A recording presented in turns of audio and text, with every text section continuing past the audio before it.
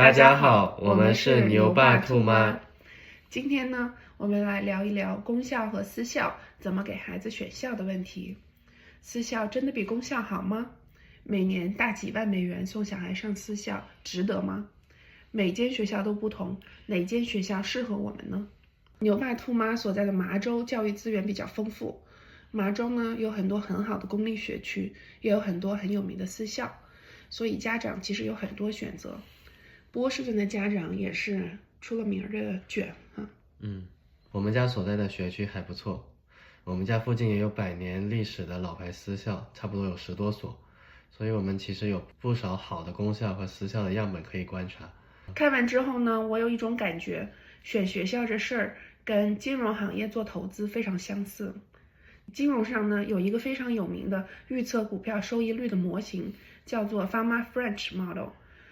它是一个3因子模型，用一只股票和大盘的关系，它的公司是大还是小，它的股价是便宜还是贵，这3个因子来预测股票收益率。范妈本人呢是诺贝尔奖获得者，你不需要懂这个公式哈，你只需要知道这个模型是用来解释一只股票的收益是哪里来的。当我在想公校私校怎么选择的时候，我发现它是一个和 Fama French 非常类似的2因子模型。我们这个公式里，等号左边是小孩最后长成的样子，等号的右边呢是解释这个结果的因素。我们可以用这个模型来解释一个孩子的成长结果是什么因素贡献的。等号右边的2个因子分别是学校和家庭，每个因子的前面都有一个系数贝塔，这个系数就代表了小孩对这个因子的敏感程度。好，我们逐个来讲哈。第一个因子学校，这个学校因子就是学校给孩子提供的资源，那么 beta school 就是这项资源在孩子身上的利用率。你觉得学校的因子包括什么呢？有学校的硬件，有师资，还有课纲、体育项目、艺术、音乐。对，还有 social emotional learning。character education 品格教育，同学的素质，家长的社交圈，还有师生比，孩子获得的关注，饭吃的好不好？对，饭很重要啊，饭应该放在第一条。我们参观每一间私校的时候，学校小孩都会强调自己学校的饭很好吃。对，不同学校在这些方面能提供的资源是不同的，这是我们参观不同学校时可以观察到的。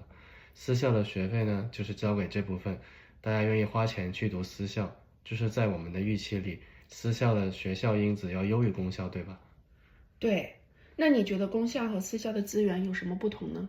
其实私校也不一定每一项都比公校好，比如我们参观过波士顿最负盛名的私校的小学部校园，硬件呢有点像希望小学，体育馆的天花板感觉分分钟都要掉下来了，特别旧，草坪上也甚至都是假草，这个比大部分的公校其实都差远了。对，这个就是非常惊掉我们下巴的发现。这个学校的高中部厉害嘛，所以它学校因子里最值钱的部分就是读这个小学可以直升高中部，家长花钱买的是这个保送资格。Pre-K 的时候，每年上百个的家庭抢那个个位数的位置，录取率比进哈佛还低。那他何必去把小学部给你装好，来吸引更多人呢？但这间学校的师资特别好，Pre-K 阶段的老师很多都是哈佛本科毕业的，在师资上应该吊打绝大多数学校了。对，除了这间学校这种情况哈，其实师资这一项到底是公校好还是私校好，还真不一定。据说公校老师的工资更高，而且公校老师有工会，工作稳定，不会被开，退休金很高，所以好学区的公校老师素质应该其实是挺高的。私校老师的话，可能就要看学校了。私校老师的小孩可以减免学费读本校，所以如果是所谓顶私的话，对老师的吸引力应该也很大。我们参观了波士顿这边7、8所顶级的私校，感觉其实每间私校都挺不一样的，每间学校都有自己的卖点。有些私校的卖点是学术抓得紧，明确的说会比公校快1年甚至2年。对，公校在学术上的目标，不是让孩子学得更快更多吧，而是让尽可能多的孩子跟上教学进度，所以可能会出现学得快的孩子觉得很无聊的情况。对，还有的私校的卖点是，他会宣传全方位培养小孩，有的特别看重体育，有的特别看重艺术，从小就给小孩有很多体育方面或者艺术方面的学习机会。我觉得这对于小学生来说是很大的加分项。对，我们参观过大部分的私校都还特别强调 social emotional learning， 有的私校还会强调 character education 品格教育，这些都是我们非常认可、觉得非常加分的部分，对吧？对，不过我们还没有回答公校和私校资源的不同。我有一个观点，你听听看有没有道理，好不好？我觉得私校和公校的区别，就像是 SP500 和 Russell 3000的区别。SP500 呢是美国市值最大的前500间上市公司的回报 ，Russell 3000呢是美国市值最大的前3000家公司，覆盖了98%的上市公司。私校呢就像是 SP500，因为它的家庭和小孩是筛选过的。公校呢更像是 Russell 3000，它几乎全都包括不做筛选。你觉得对吗？不知道，还没听完。SP500的收益一定比 Russell 3000高吗？不一定。长期来看，他们的收益其实是差不多的。但是呢 ，SP500的风险更低，因为 Russell 3000包括了很多波动更大的中小盘股，它的风险就更高。有道理吗？确实，私校的孩子是筛选过的，从家庭的价值观差别会小一些，重视教育的家长的比例更高，所以它的下限其实更高一些。对，就是说它的风险更小一点。公校则面对的家庭风格更为广泛，基本上就是同一个社区里的孩子，它不是服务某一类特定的家庭的，大家不同的家庭的价值观可能也不太一样，有的可能也许有时候下限会低一些。对，比如我观察有些私校对电子产品管得特别严格，别说手机小孩连电子手表都不能带进学校。这个我想公校甚至很多私校都不会管这么严格的。那如果小孩的同学很小就用手机、用社交媒体、玩游戏啥的，那我们应该很难限制他们不玩吧？对，还有一点，这个是一个非常可以量化的指标，就是私校的师生比公校要好一些。比如我们观察到公校一个班可能是一个老师得面对20个孩子，但是私校可能是2个老师教10来个孩子，那每一个孩子得到的关注自然就会更多。还有就是私校还能提供一些附加的服务，比方说申请学校的服务。假如你读一所从 K 到8的私校初中部，想申请别的私校的高中部，那你所在的学校就会提供咨询，它有可能和各大高中的招生部都有多年建立下来的关系，甚至它本身就是 feeder school。 对，这就是 K 到8学校的卖点，它就是靠高中申请结果来吸引家庭的。我想同一个优秀小孩考高中私校的时候，那你可能从私校考去和比公校靠自己考，我猜会更容易一点。那我们好像都一直在说私校的优点，但是不是私校提供的资源就比公校多呢？我觉得总体上是的，私校提供的资源总额是更多，但是这不等于私校就更好，更不等于我们就应该去私校。怎么说？因为学校资源可能多，但是孩子对资源的利用率不一定高啊。同一间学校给孩子提供的资源大体上是相同的，这就是我们那个公式里面的学校因子。但是这些资源在不同孩子身上的利用率却是不同的。回到我们的公式，这个因人而异的利用率就是学校资源前面的这个系数 beta school。 比如一个学校特别看重体育，砸很多资源在体育上，那对于2个体育素质不同的小孩，它的效用就是不同的。最简单的，一个小孩老用这个体育馆，那他这一项的贝塔就是正的。一个小孩从来没有机会用这个体育馆，那他的贝塔就等于0。一个小孩身体素质就是没那么厉害，因为体育不好，内心感到了自卑，甚至遭受到了排挤，那么他的贝塔就是负的。那这项资源对于小孩的养成来说，不仅没有帮上忙，甚至起到了负面的作用，对吧？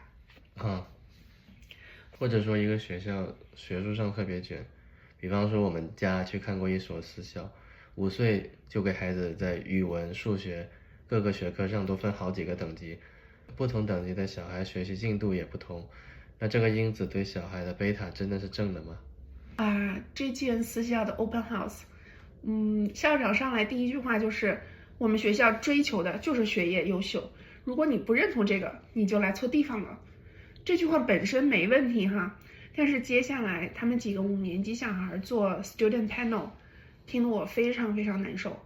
比如哈，老师让小孩回答学校哪里让你觉得好这个问题。一个小男孩回答呢，足球赛我没有踢进球，我的队友没有生我的气。一个小女孩讲呢，有一次我作业没写出来，带到学校以后呢，老师没有生我的气。又一个小女孩讲呢，她创新比赛没有拿名次，但是呢，她在这个过程中收获了团队合作的经历。我听了就超级难受，我就觉得他们凭什么生你的气呀？小朋友生活的环境会不会太严苛了？短期看，可能是你可能比公校学得快，你学术可能能卷出来，但是孩子的心理能健康吗？小孩难道不会内化这种恐惧吗？他们以后会不会因为害怕失败而不敢尝试呢？这和衡水中学有什么区别呢？所以这个学校和我们的教育观就不太匹配，我们不是特别喜欢。我们还是希望小学的时候尽量培养孩子的求知欲和好奇心吧，没必要追求学了快了1年还是2年，因为在这种高压的环境里，对敏感的小孩应该是负的贝塔，他们会更加害怕犯错，所以就不敢去尝试，失去试错的勇气，其实长期来看是非常大的损失。对，所以即使这间学校离我们家最近，他们的高中升学结果也非常之漂亮，我们也打岔了。在这间学校和公校之间，我的话我会选公校。我也同意。这个学校还有一个问题，就是没有太多的华人孩子在里头。对啊，一个学校亚裔很少，那亚裔和不是亚裔的小孩贝塔也会不一样。一间私校如果亚裔比例非常小，那我可能会愿意选亚裔相对多一点的公校，尤其对于小男孩来说，他们基因里天生就是有领地意识的。如果他是一个班里唯一的亚裔，他很难不产生身份认同的危机吧，尤其是小的时候。对。还有一个非常残酷的现实，就是私校里是有 VIP 家庭的，比如校董，或者一家好几代都在这个学校读的。VIP 家庭的小孩和普通家庭的小孩体验有可能天差地别，比如推荐某个大学的名额是有限的，你觉得学校会推荐普通家庭的小孩还是 VIP 家庭的小孩呢？是啊，那山菜和 F4在同一间学校上学，那他们贝塔就完全不一样了。山菜的贝塔简直负到不行，对吧？还有一点我非常不喜欢，就是有的私校特别喜欢搞 DEI。DEI 就是 diversity 多元化，equity 公平，inclusion 包容。在波士顿这样一个蓝到不能更蓝的地方，很多私校都会把 DEI 宣传的非常重要。我们参观过波士顿一家很有名的老牌私校，4岁小孩的厕所门上就画一个穿裙子的，一个穿裤子的，还有一个是左边是穿裤子，右边是穿裙子的。不知道是什么，小学校长还在那里滔滔不绝地跟家长讲怎么跟 Pre-K 的4岁小孩讲中性的性别，这种行为实属让人感到害怕。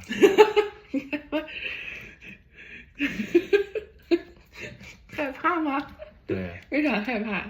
就感觉像地球上还有这样的地方，外星人是不是？就是有点太激进了。对，反正我觉得就是什么样的性别都可以有，但是你不需要跟一个4岁的小孩去讲吧。4岁的小孩像牛牛，他都分不清谁是男孩谁是女孩，你说呢？所以当我们听说一个学校好，我们可以停下来想一想，把这个公式里的学校因子和学校的系数对照在自己小孩身上看一看，学校提供的资源多吗？这些资源对小孩的贝塔是正的还是负的？即使资源多，也不见得乘以贝塔以后比公校更大，对吧？最理想的情况是学校提供的资源又多，小孩的资源的贝塔又都是正的，甚至大于1。有这样的学校吗？没有，我没有认真的考察。事实就是完美的学校不存在，只能说把它们全部加总起来，希望大家能找到一个心理上大体满意的学校。回到我们公式里的第2个因子，家庭因子。我觉得简单来说呢，家庭能给小孩提供的有3项，就是钱、时间还有爱。你说呢？对，我们上一期讲的比尔盖茨的爸妈给他提供的社交训练，那算是家庭给他提供的哪一项资源呢？我觉得这算是陪伴小孩过程中给孩子的言传身教吧，就简单归类到时间里好了。可以。那小孩需要的钱肯定不是没有上限的哈。假设我们1年除学费以外，原本花在小孩身上的钱是 X， 这个钱可能包括吃喝拉撒、玩、课外班、度假等等全部的开支。那我们可以想一想，选了一个私校，学费1年花个5万刀，那你花在孩子身上那个 X 会被压缩吗？比如因为上了私校，原本可以上私教课的钱变成了上团体课，或者原本可以带孩子出去度假的钱，会减少吗？或者呢，把时间线拉更长，你会觉得把更多钱留给孩子长大以后，效用会更高吗？这是钱呢。同样的，那你花在小孩身上的时间会减少吗？公校就在家门口，接送很方便，小孩和你都轻松。那选一个离家远的私校，花很多时间在接送上，你原本可以给孩子的高质量陪伴会减少吗？私校的社交活动也贼多，你可能不得不花很多时间去学校做志愿者或者参与社交活动，你会产生焦虑和疲惫吗？你会把这些焦虑和疲惫传递给孩子吗？第3呢，关于给孩子的爱，那你上了私校以后，你给孩子的爱会减少吗？你会给孩子压力，说看我给你花了多少钱，你得给我学出来个样子吗？你会因为投资了太多钱，一定要回报，所谓花钱一定要听个响吗？我觉得这些都是我们得非常诚实的回答自己的问题，因为这些都切切实实的会影响到小孩。如果为了上私校而导致家庭压力过大，让小孩感受到因为爸爸妈妈花了这么多钱，所以我不能犯错，我得如何如何，那家庭因子就会减少，甚至变成负的，这是非常可惜的。什么对不对嘛？你有在听吗？我的理解是，家长对孩子的教育要全方位考虑这3方面。你只给一个方面，剩下2个没做好，就是很多家庭会遇到的问题。对啊，是啊，对啊。Beta family 就是小孩对家庭因子的敏感程度，它一定是正的，因为父母给孩子的爱和陪伴是小孩一生幸福的基石，所以我们投资在家庭这一项上的，给小孩的是100%确定的收益。如果因为送小孩去私校而降低了家庭因子，那就是为了一个不确定的收益，损失了原本100%可以获得的收益，那就不是一个理性投资者的行为啊。我就是认为说，这会是有点像丢了西瓜捡了芝麻。就算我没有钱上私校，我还是可以给孩子很多爱和陪伴，对不对？你钱是一方面，但是那个爱和时间更重要的多呀。其实学校和家庭这2个因子并不一定是相互独立的，有时候有非常强的正相关性。有时候我们看到一个私校小孩表现好，我们就会想有多少是学校教的好，又有多少是因为孩子回家后父母给他们开小灶呢？比方说请家教、上私教课，用了更多的资源和平台呢？对，还有很多私校小孩申请学校的结果，很多也是来自家庭资源吧？对，我赞成。比如我同事他自己2个小孩都是先读了一间Pre-K 到8年级的私校，然后呢，高中申请私校的时候申请了几间麻州的顶私，offer 率100%，2个小孩都是这样，申哪间给 offer。大学呢，2个小孩都去了哈佛。那请问，听起来是不是他们给小孩选的学校好，他们家庭把小孩培养的好呢？是吧？那其实是因为她老公是哈佛的大牛教授，而且在他们小孩读的这2所私校都在做校董。我相信他们小孩读的学校都不错，他们家庭给小孩的教育也很好，但是呢，这恐怕不是他们升学校那么成功，的决定性原因。对，其实咱们华人家庭对教育的重视程度来讲，家庭资源这一块，不论是公校还是私校，投入都不会少的。对，就我们所见的波士顿的好学区们，家长卷的程度那是相当夸张的。我们也有很多小孩读公校的朋友，他们的小孩都超级棒，我完全不觉得他们比私校的差，他们都很有自己的想法，很有能力。那很多 soft skill 很难观测哈，所以我们只能说升学结果这一项。我们邻居有一家台湾人，他们的小孩就一路读咱们这个学区的公校，大学就升到了 MIT。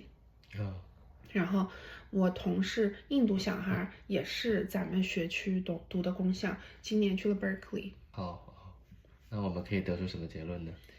我觉得结论就是不需要迷信上私校，你先把家庭因子拉满，把家庭能带来的确定性回报全部最大化程度的锁定。如果你的家庭资源不会因为读私校而降低，那就去找一个资源很多，小孩对资源的利用率也是正的私校。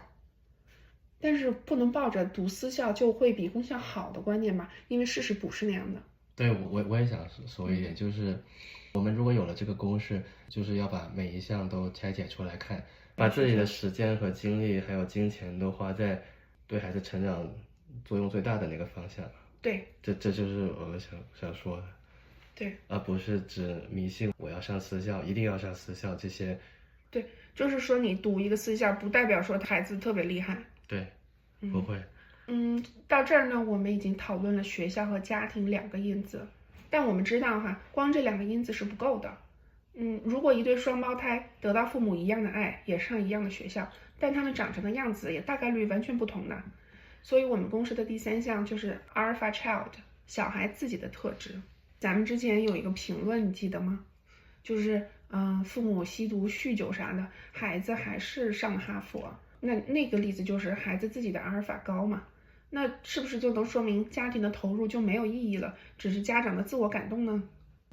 那肯定不是啊，因为学校和家庭共同决定了一个孩子的下限。即使一个孩子什么都不做，如果学校选对了，家庭也做到完美，他最终的样子也会很不错。孩子自己的特质是来决定他的上限的。对，父母能做的就是给孩子提供贝塔，就是提供平均回报，而阿尔法是一个超额收益，它是孩子自己的造化。所以这就是为啥大家说小孩厉害的话，去哪个学校都会厉害的。比如黄仁勋，他小年纪不小心被送到一个问题学校，学校抽烟率100%，但他一样可以靠自己走出来呀。这就是因为他自己的阿尔法高啊。我觉得这句话是不太对的。哪句话不对？就是小孩厉害，去哪个学校都会厉害的。听起来也对，但这句话听起来好像就是说，那你家长投不投入都无所谓嘛？有没有这个言外之意？就是还是学校和家庭是保下限呢。你小孩要是贼厉害，那他你又很稳的话，他的上限会更高啊，他就不需要克服重重困难出来了。那你觉得学校、家庭、孩子这三项谁的权重更高呢？那肯定是孩子自己权重最高，这个是最不可预测的变量。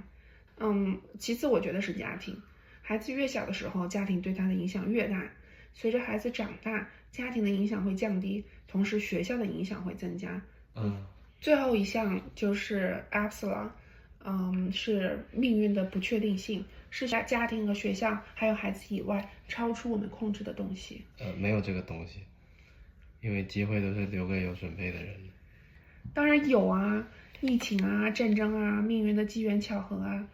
比如我们之前看到一个跳水运动员说，他的巅峰状态本来是可以遇上东京奥运会的，但是因为疫情，奥运会推迟了。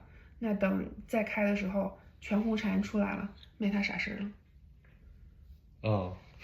还有啊，其实谷爱凌也是的，她可以参加冬奥会那一年，刚好遇上了中国办冬奥会，所以她的影响力和商业价值才会像现在这样。不然滑雪其实是一个比较小众、商业价值没那么高的项目。还有科比也是啊，那遇到空难就是这个 Epsilon 啊。是吧？有道理，这个就是命。但在金融模型中，这个 epsilon 的期望值是0，就是说从概率上讲，孩子一生中遇到的纯靠运气的偶然事件，比如说意外的惊喜啊，或者突如其来的挫折啊，长期来看他们是互相抵消的，大体上命运还是公平的。所以我们不要把过多的关注放在这一项上面。对啊，这是超出我们能力范围之外的。而且家庭因子的另一个意义也是，可以给孩子托底嘛。真的，当这种 epsilon 不太好的事情发生了，那你给孩子提供的家庭因子越大，那孩子的处境的下限就越高嘛。就是说小孩长成什么样，我们是无法预测也无法完全负责的。我们做父母的只能尽人事，给孩子尽力的提供家庭资源，还有余力的情况下，就为孩子选一个最适配孩子的私校，享受和孩子在一起的时光，剩下的就随他吧。我其实写的时候，我就觉得是不是这大家都是常识，会不会再说一堆叽里呱啦正确的废话？我觉得不是，就是这至少打破了我们一定要送孩子去私校的这个迷思。以及我们得尽我们所能把家庭这个因子做到完美。最重要的，我觉得还是给小孩很多很多的高质量的陪伴，给他们很多的爱，这是我们学那些 good inside 那些的意义啊。对，而且就像我们刚刚说，这些因子的贝塔的那个一定是正的，一定给孩子的成长有你给他花很积极的特别多的钱不一定，钱它总是有边际递减的，它的收益。但是我相信你给他很多很多的爱，这个是永远不会亏的，这是一定有确定收益的行为。行，好，就这样吧。那我们这一期就这样啦，我们下一期再见啦。